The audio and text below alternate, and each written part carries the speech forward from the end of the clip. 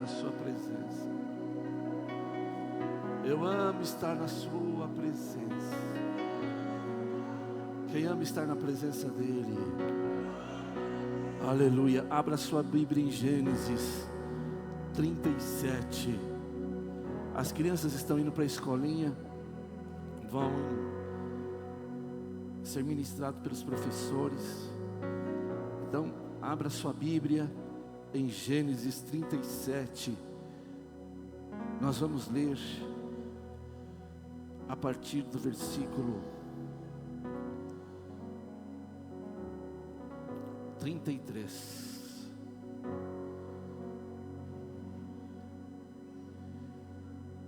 Amém? Quem achou, diga amém. Deus vai falar muito conosco nesta noite.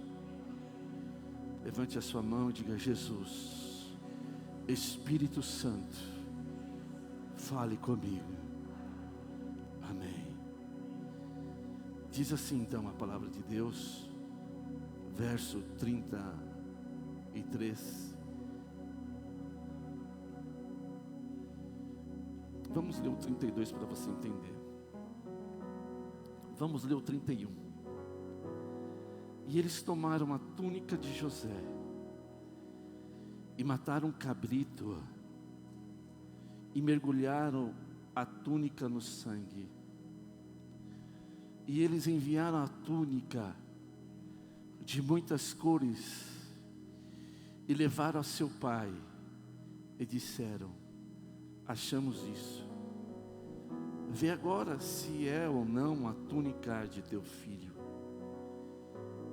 E Jacó, e ele reconheceu e disse: é a túnica do meu filho.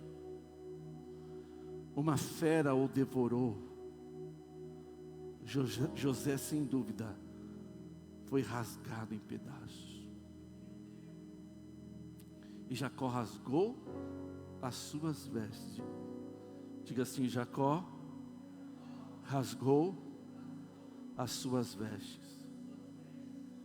Colocou um pano de saco sobre os seus ombros e lamentou pelo seu filho durante muitos dias. Amém? Queridos, nós estamos aqui num texto lindo, uma passagem tão linda da palavra, que entrou no meu coração nesses dias, porque quando você vê o amor do Pai revelado nas Escrituras, você fica apaixonado. E todos vocês já conhecem a história de José, um filho de 11 irmãos, pelo qual seu pai Jacó o amou de uma forma diferente. E aconteceu que os seus irmãos tiveram inveja, raiva, porque ele tinha sonhos. E diz a palavra de Deus que o seu pai dá uma túnica, e essa túnica era diferenciada, era a túnica de um príncipe. Eu preguei sobre isso na quinta-feira. E os seus irmãos com muita raiva, muito ódio, porque quem constrói reino, ele se ajunta com outras pessoas. Quem anda no reino de Deus se ajunta com outras pessoas, compartilha do reino. Mas quem levanta império faz de tudo para destruir a outra pessoa. E como os irmãos de José eram um clã e eles ficaram com inveja, porque ele tinha algo diferente, os irmãos então pegaram, quando José se aproximou, que eles estavam cuidando das ovelhas, pegaram o seu irmão, surraram ele. A primeira coisa que fizeram foi tirar a capa, bateram nele e jogaram ele no poço. E depois, por moedas de prata, ele foi vendido a mercadores. E os irmãos fizeram toda aquela trama, eles desejavam matá-lo, mas um dos irmãos intercedeu por ele, e um outro irmão teve uma ideia de vendê-lo aos mercadores. E quando José saiu de lá, então veio, e agora? O que nós vamos fazer? O que nós vamos falar para o nosso pai? A gente não pode falar para o nosso pai que nós batemos, que nós vendemos, porque nós seremos expulsos, nós seremos malditos sobre a terra. Então seus irmãos pegaram a capa que tinha arrancado de José, e pegaram um animal, e mataram o animal, e derramaram sangue, rasgaram a capa, e derramaram sangue sobre esta capa. E chegaram com esta túnica diante do seu pai, Jacó. E quando Jacó viu a capa do seu filho, o qual ele tanto amava, seus irmãos falaram: olha, nós achamos isso no campo, verifique-se, para ver se não é a túnica, é a capa do seu filho José. E o seu pai, como tinha feito aquela capa com muito amor e carinho, dado de presente ao seu filho, ele olha, e ele vê aquela capa, e ele começa a chorar, e ele disse: verdadeiramente é a capa de José, e ele deve ter sido morto pelas feras, pelos animais. E quando ele viu aquela capa ensanguentada, ele chora, ele se lamenta. Em um ato muito comum entre os judeus, nos tempos bíblicos, era quando você perdesse alguém que você o amava, e o seu filho principalmente, as pessoas rasgavam as suas capas, ou rasgavam as suas vestes. Então quando Jacó teve aquela notícia trágica, que era mentira, ele pega e ele rasga a sua capa, achando que o seu filho estava morto. Porque era uma atitude de um pai desesperado, era a atitude de um pai que perdera o seu filho, era a atitude de um pai que entraria em um luto profundo, porque o natural é os filhos enterrar os pais, mas não os pais enterrar os seus próprios filhos. E ele entra num luto profundo, ele não tinha nem o corpo para enterrar, e ele chora, e ele rasga as suas vestes. A dor da perca do seu filho jamais sararia do seu coração. E aqui nós encontramos então um costume dos judeus. Quando recebia uma notícia ruim, quando recebia uma notícia de morte, eles rasgavam as suas capas e entravam em luto. E assim aconteceu com Jacó. Mas todos vocês sabem que José não estava morto pela palavra, ele foi vendido. E que no final de tudo isso, depois no final, na velhice de Jacó, de Israel, o seu filho se encontra com o pai. Porque eu quero dizer para você que mesmo que algumas pessoas levantem mentiras, como diz um ditado popular, a mentira tem perna curta, porque uma hora a verdade virá à tona. Os seus irmãos usaram da mentira para enganar o seu pai, pegaram uma coisa que era real, que era a túnica, jogaram sangue que não era dele, que era mentira, para enganar o seu pai. Mas no final, tudo que é mentira, o Senhor vai trazer justiça e trará a verdade. Então a primeira coisa que eu quero falar para você, que se inventar uma mentira, a meia mentira ou a meia verdade para você, fica tranquilo, porque no final você vai saber de toda a verdade. Conhecereis a verdade, e a verdade vos libertará. Quem recebe, aplauda Jesus.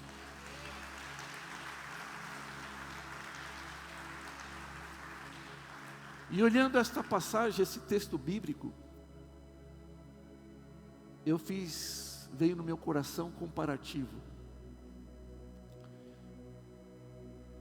Deus e Jesus.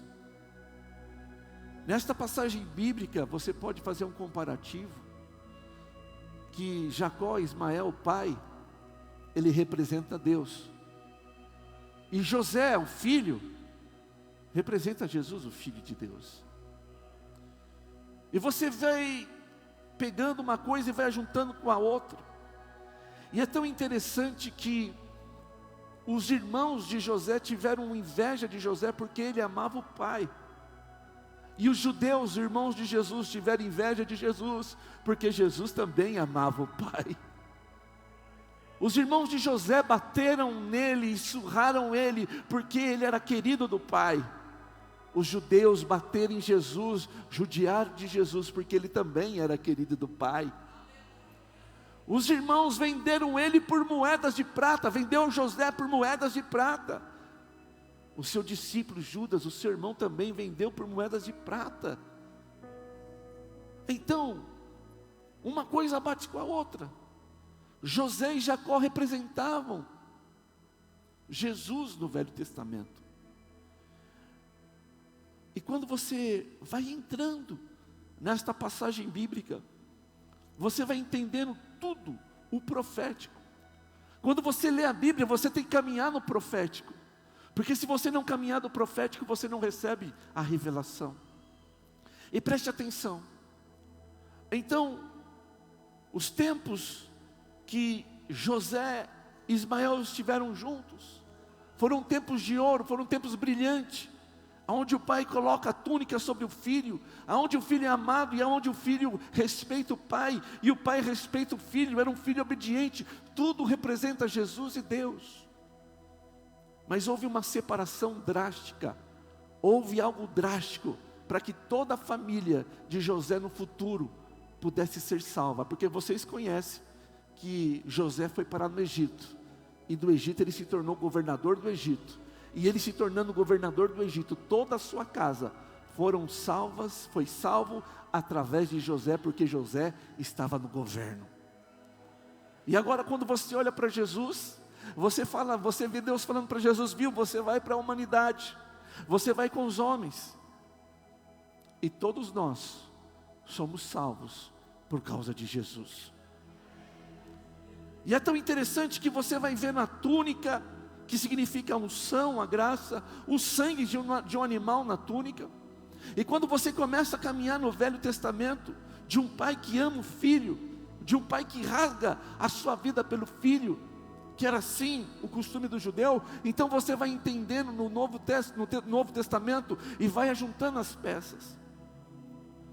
E quando você chega no livro de Levíticos, quando o Senhor fala para Moisés, e o cabrito, e o sangue na capa de José, então você vai em Levíticos, e você começa a entender, porque Moisés vem depois de José, e tudo que acontece na Bíblia é profético. E quando você chega no livro de Levíticos, você vai encontrar o Senhor separando Arão, e os seus filhos, e os levitas. E quando o Senhor separa Arão, e quando o Senhor está no monte trazendo as leis, e quando o Senhor está no monte ensinando como seria a adoração, junto com Moisés, e quando o Senhor está no monte ensinando para Moisés como seria o tabernáculo, Deus estava falando com ele e mostrando para ele tudo o que seria. E diz a palavra de Deus que uma das instruções seria o tabernáculo. Diga assim, tabernáculo. E o tabernáculo todinho representa Jesus. Talvez em dezembro nós faremos 7 dias, de novembro, né, Zara? De novembro para dezembro nós vamos fazer 7 dias proféticos. Só quem tem juízo não vai perder. E o que acontece no tabernáculo? O Senhor começa a dar instrução de cordas, de detalhes mais simples, mas tudo representava Jesus. Mas chegou em uma parte onde eu quero falar com vocês, que essa parte se chamava Santo dos Santos. Diga assim, Santo dos Santos. E você vai encontrar em Levíticos capítulo 16, tudo isso que eu estou falando. Em Levíticos 16 não dá tempo de eu ler tudo. Então aí é como se fosse o tabernáculo, no meio da igreja, aonde entregava as ofertas, os animais sacrificados. E aqui era o santo lugar. E neste santo lugar tinha uma cortina, tinha um véu, aonde só poderia entrar o sumo sacerdote. E esse sacerdote entraria em um dia especial. E ele teria que ter a sua roupa, não podia só qualquer roupa. Ele tinha que ter a sua roupa purificada, a sua carne purificada. Ele tinha que colocar especiarias, perfumes sobre as suas mãos, sobre uma mão, uma pá com o fogo do altar, que daria o cheiro e as cinzas e a fumaça. Com a outra mão, o cheiro do óleo. E ele entraria amarrado com seus pés com uma fita, porque se acontecesse alguma coisa com ele dentro da cortina, dentro do véu, ninguém poderia sair daí para resgatá-lo aqui. As pessoas teriam que puxá-lo pela corda, porque se alguém entrasse naquela cortina, ou se alguém passasse para este lugar, morreria imediatamente. Então ele ia com as suas roupas de linho, a estola sacerdotal, com o chapéu, com todas as instruções que Deus pediu para que ele entrasse. E ele entrava, e dentro daquele ambiente tinha a mesa do pão, e o incensário, o candelabro. Mas algo impressionante que vem no meu coração é o incensário, porque o incensário, ele exalava tanta fumaça, que era muito difícil de andar dentro do santo lugar. Por que tinha que ter muita fumaça?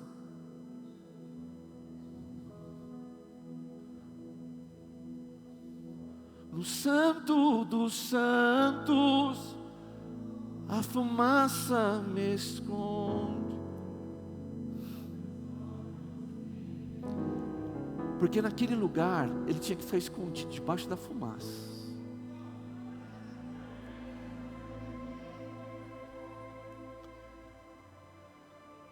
E quando ele entrava com o incensário, ele vinha com o sangue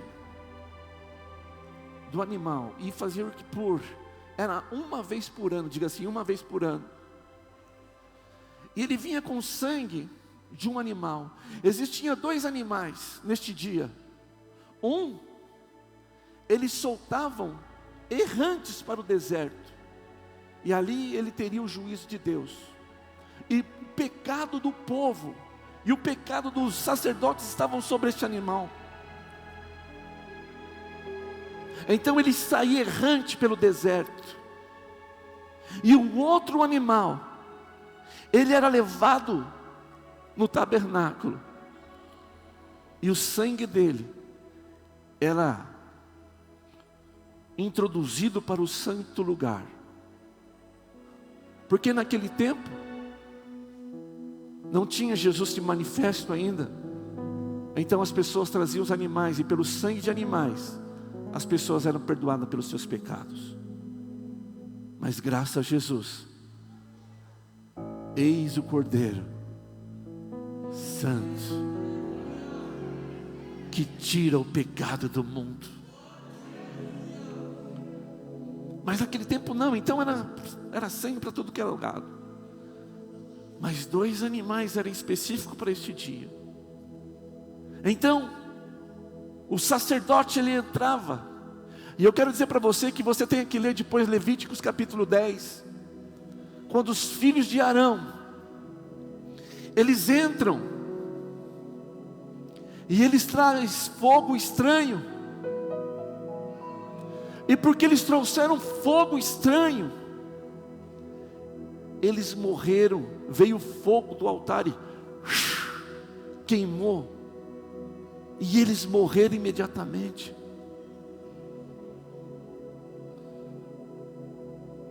Hoje nós estamos vendo muito fogo estranho nos altares, mas o Senhor não faz isso como fazia nos tempos bíblicos.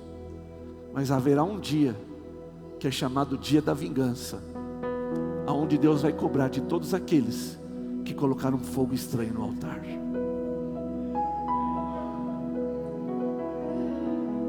Então os filhos de Arão morreram.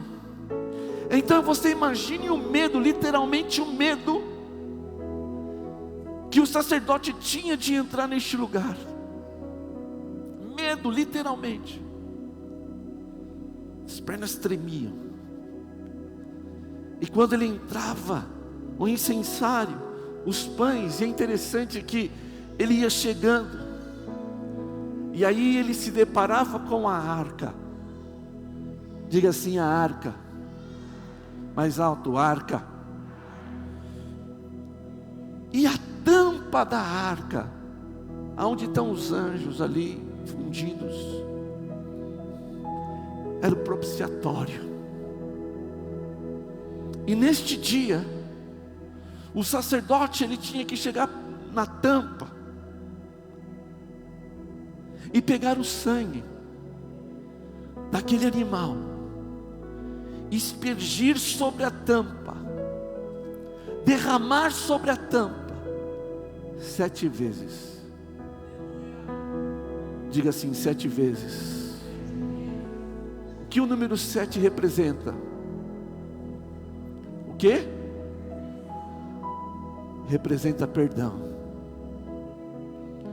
Porque quando você perdoa, você é um varão, um homem e uma mulher perfeito na mão do Senhor.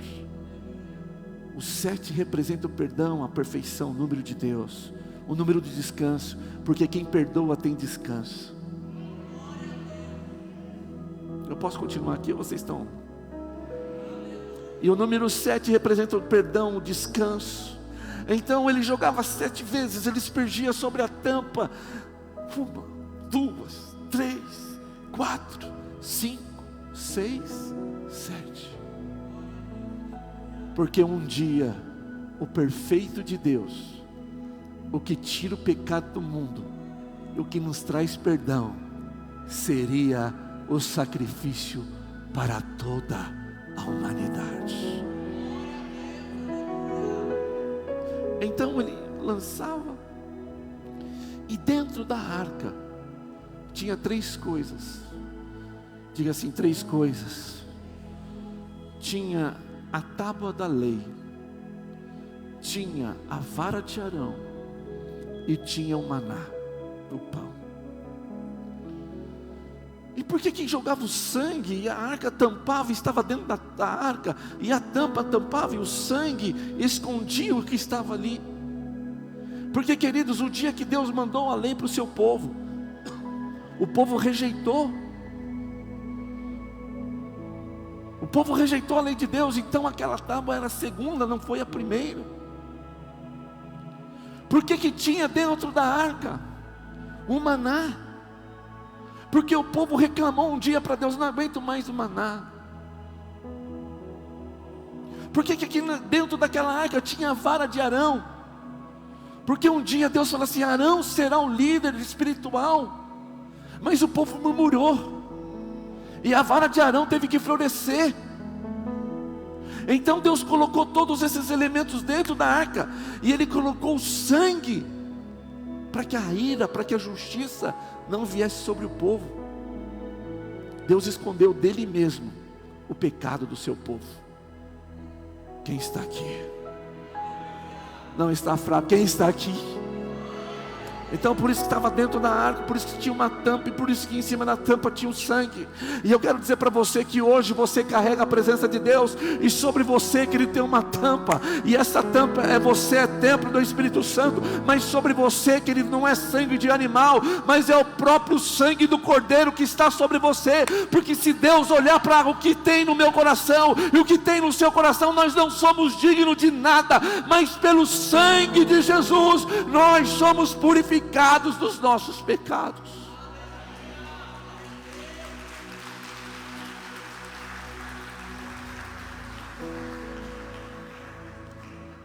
Fala assim para o seu irmão: imagine se o que tem dentro de você fosse descoberto. Fale para ele.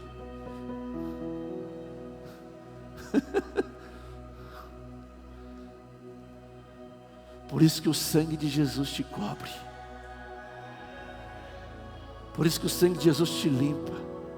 Por isso que nós somos santos que lutam contra o pecado, não pecador que luta para ser santo. Porque de uma vez aquele que experimenta a graça de Deus não pode voltar de novo para as coisas do inferno. Sede santo como o seu Deus também é santo. Então, era isso. E o sacerdote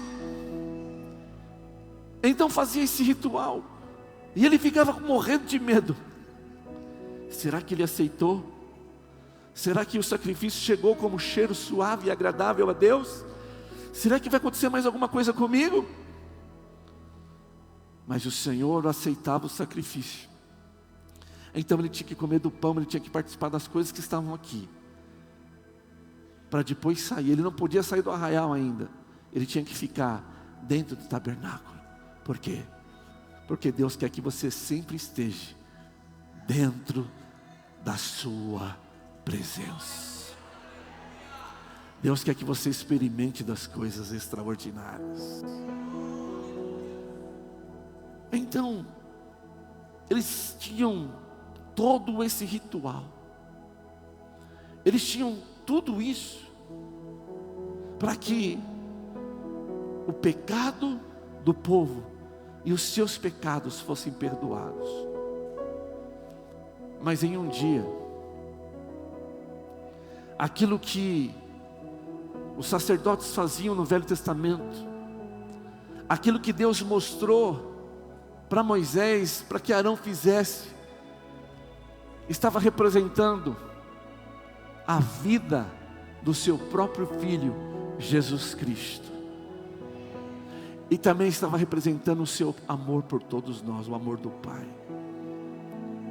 Então, se você pegar então Mateus, capítulo 27, abra sua Bíblia, em Mateus, capítulo 27.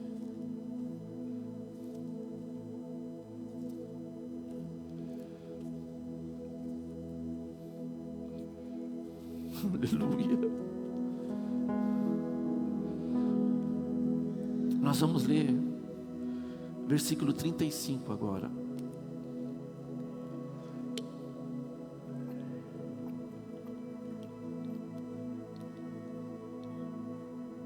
Diz assim a palavra: e eles, 27:35, e eles crucificaram e repartiram as suas vestes, lançando sorte para que pudesse cumprir o que foi dito pelo profeta. E eles repartiram entre si as minhas vestes, e sobre a minha túnica lançaram sorte. O que fizeram com a roupa de José? Me ajuda? O que fizeram com a roupa de José? Rasgaram. O que fizeram com a túnica de Jesus? Quem está entendendo, diga amém. José representava Jesus no Velho Testamento, mas agora Jesus sentia na sua própria pele. Agora não era mentira, mas ele estava na cruz, e as suas vestes foram tiradas de Jesus de uma forma brusca, e rasgaram as vestes de Jesus. Agora vamos mais adiante, versículo 50. Eu quero que você entenda que o sacerdote ele fazia isso em tempo exato, na hora exata, no dia exato. E Jesus, quando ele estava na cruz, ele estava cumprindo o mesmo rito, mas em vez de ser um animal, em vez de ser um sacerdote, ele mesmo estava fazendo por nós no mesmo dia, na mesma hora que foi determinado por Deus. E quando na hora exata que o sacerdote degolava os animais para derramar o sangue, Jesus, no versículo 50, ele diz assim, Jesus novamente bradando em alta voz, ele diz: Deus, está consumado.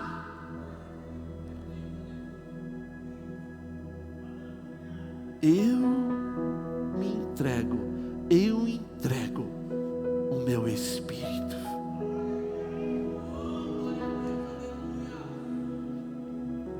E quando o Cordeiro, Jesus Cristo morreu naquele momento. Sabe o que acontece? Eis que o véu do templo se rasgou em dois, do alto a baixo, e tremeu a terra, e fendeu-se as rochas.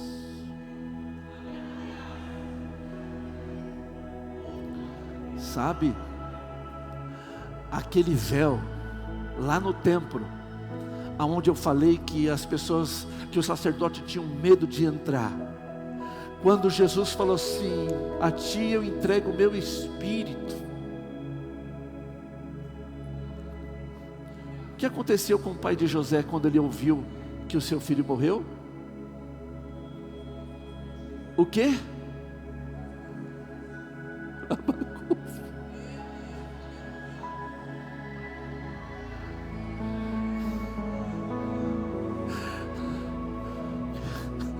Quando Deus olha para o seu filho, o seu único filho que nunca pecou, nunca errou, nem os seus pensamentos passaram pecado, nem cobiça, nada, uma vírgula de pecado ele não teve nada, ele andou na justiça, na santidade, na graça e no amor, inocente amor, aleluia.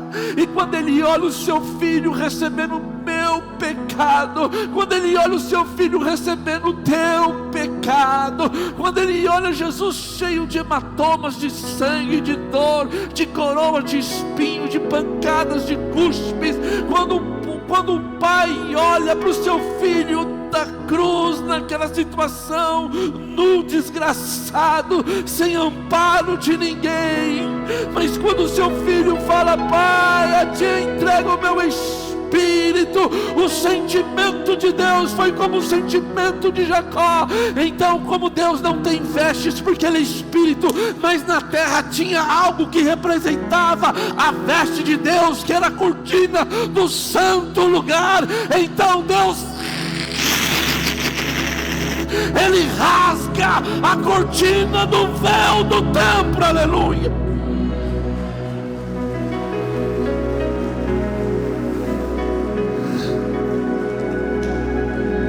Tem gente que está entendendo e tem gente que não está nem aí, porque não entende o amor do Pai.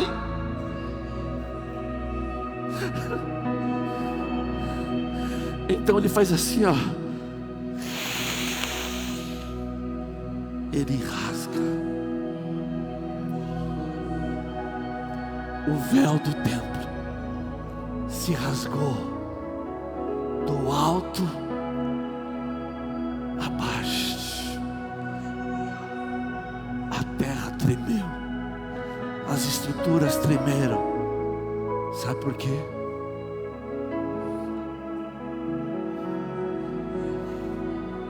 Porque o Pai estava dizendo: eu rasgo a minha veste, o meu coração, para o meu filho.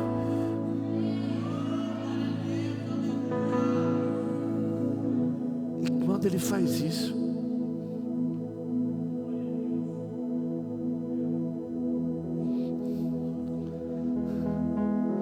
naquele momento em diante, não precisava mais de boi, de ovelha, de pombos, para derramar sangue, porque o Filho derramou. E sabe de uma coisa? Agora eu e você,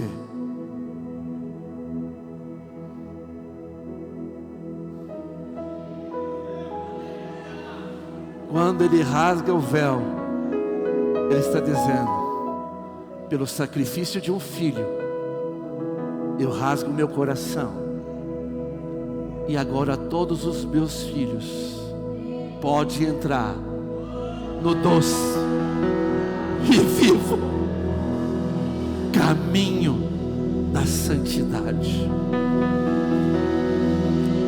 Agora eu e você temos acesso ao santo lugar. Então, quando eu vejo, quando Jacó rasga as suas vestes, Mas um dia ele encontraria com seu filho. E quando ele encontra com seu filho, aquele que achava que estava morto, estava surrado, estava morto. Aleluia. Mas quando Jacó encontra com seu filho, o seu filho era governador do Egito.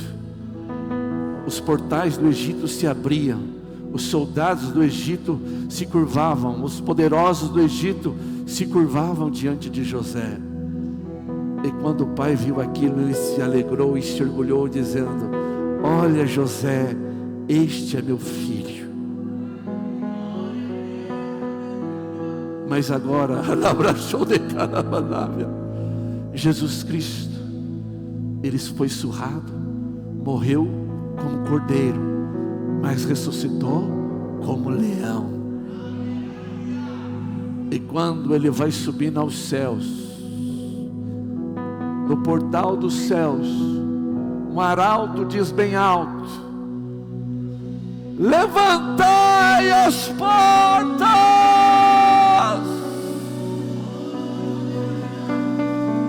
levantai os portais eternos.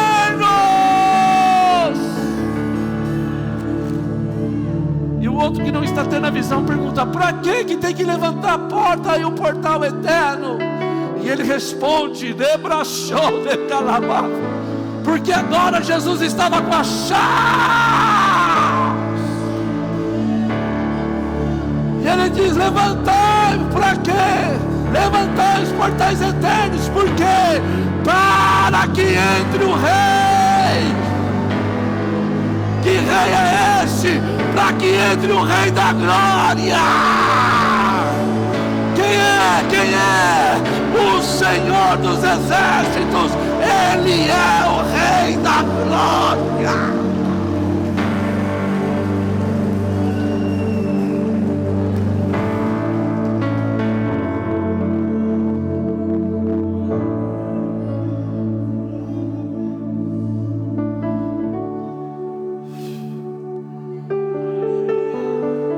Em Hebreus capítulo 10, versículo 19 a 22, se coloque de pé.